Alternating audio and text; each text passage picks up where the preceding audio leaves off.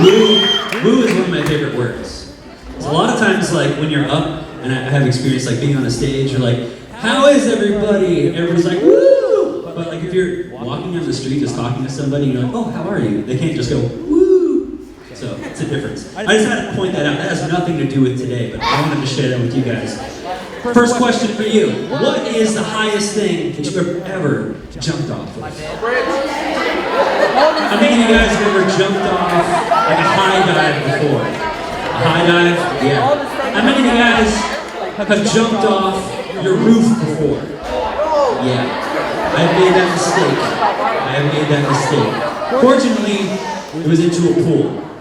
A lot of times when you're jumping off something, it helps if there's water down below. In fact, the biggest thing that I probably ever jumped off of is this cliff at Slide Rock. I don't know if you guys have ever been to Slide Rock before. This is 32 feet high. And 32 feet might not sound that big, but it's pretty huge. And especially when you're just looking over the side and you're wondering, am I going to die? Is this it for me? I think there's a key difference between what goes in your head before you jump and what goes in your head after you jump. Because after you jump, it's like, okay, I'm falling, here comes the water! And that's all you think about. But before you jump, if you're like me, there's like 10,000 what-if scenarios that are going on in your head. Like, what if I land on a rock? What if I land on my side and do like a side flop? Is a side flop even a thing, or is it just belly flop? Is it still technically a belly flop? There's so many things that go in my head before jumping in. And a lot of those times, we're just creating these false realities that don't actually exist. What if, what if, what if? And we become more and more afraid. And we become more and more afraid of taking risks. So that's what we're talking about today, is that in order to be all in, we have to avoid the fears of risk. And there are three main things that keep us from taking risks. And there are three things that we love a lot. I love all three of these things. Number one, safety. Number two, success. And then number three, comfort. We're going to talk about all three of those things right here and right now, because those three things keep us from experiencing more in this life and experiencing what it really means to be all in. So let's talk about safety. Like, how many of you guys are pretty safe? Like, you wore your seatbelt today. Okay, I don't see all of your hands, which makes me a little concerned. But when you love being safe, you'll be afraid to take risks. When you're a risk-averse like me, like you avoid risks, then you're actually missing out on new ideas, you're missing out on new experiences, you're missing out on new relationships. I remember at the beginning of college, there's just like this overwhelming feeling that I was not safe because there's so many dangers out there. And all my classes are overwhelming. I just felt so wrong. And I felt so intimidated that I wanted just somewhere safe. Like, just bring me back to high school. That was so much easier. That was so much more safe. And you think things like, oh, I can never do that. And so you just don't try. Fortunately, I was able to get over that. College was actually awesome. Awesome? It's awesome. That's a new word. There's a lot of phrases that I love and try to memorize, but one of them that never leaves my head is this one. It's no risk it, no biscuit. And if you've been a fan of the Cardinals recently, I'm actually wearing a Cardinals hat right now. So you got to root for the home team even if they suck, am I right? Yeah. But Bruce Arians, who is the winningest coach in Cardinals history, he said no risk it, no biscuit a lot. And for whatever reason, that's just never left my head. Basically what it means is you're never going to get the big shot unless you take it. So in life, if you always play it safe, you're never going to know what it's going to be like if you just went for that one big thing. No risk it, no biscuit. What about skee ball? This might be something we're a little bit more familiar with. Who's played skee ball in this room? I am a skee ball master, and so I want to share my wisdom with you guys as a skee ball master. I've played skee ball for about 30 years, and I believe I've mastered the art of skee ball. This is what I call a pro gamer move, is you always go for the 50s and 100s. You have to practice until those are the only things that you hit. Because you're never going to beat the high score. You're never going to beat your friends if you're always settling for the ones in the middle. The key to actually being good at skee ball is going for it every single time. And yeah, you're going to miss a lot, but when you hit, that matters. All you have to do is hit 100 And you probably already got more than the friend sitting next to you. Like, you only have like 8 balls. You only have 8, and so you have to use them wisely. So a lot of times I think we overanalyze things. So the question for you is, do you overanalyze things? Do you just get in your own head? Sometimes we psych ourselves out by creating these false realities, these what ifs. And I know that even my dog does this. Here's my dog. His name's Radley. Yeah, he's a Labradoodle. He's awesome. But a lot of the times he's too afraid to jump on the couch. I don't know if your dog's like this. He's like a medium-sized dog, so he can jump up there if he wanted to.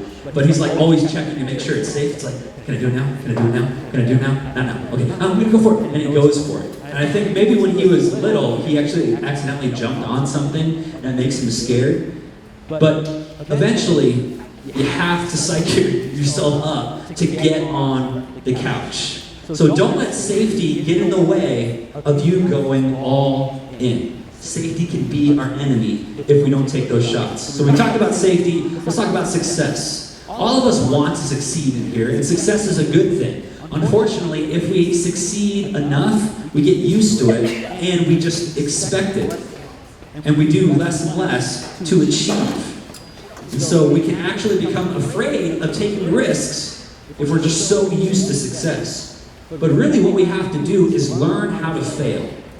Here's a really good quote that grabbed me when I was preparing this for you guys. Stephen McCrane said, "The master has failed more times than the beginner has even tried."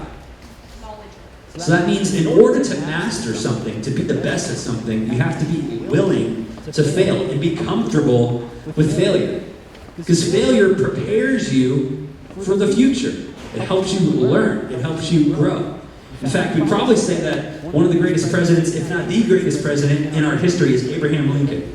Well, check out this resume. 30 years of failure before becoming the president. 1832, lost his job. Then defeated for the legislature. Then failed in a business, went bankrupt. He had a nervous breakdown. He was defeated for speaker. He was defeated for U.S. Congress. He was rejected for a land officer. He was defeated for U.S. Senate, defeated for U.S. Vice President, defeated again for U.S. Senate. Then 30 years later, he was elected president of the United States.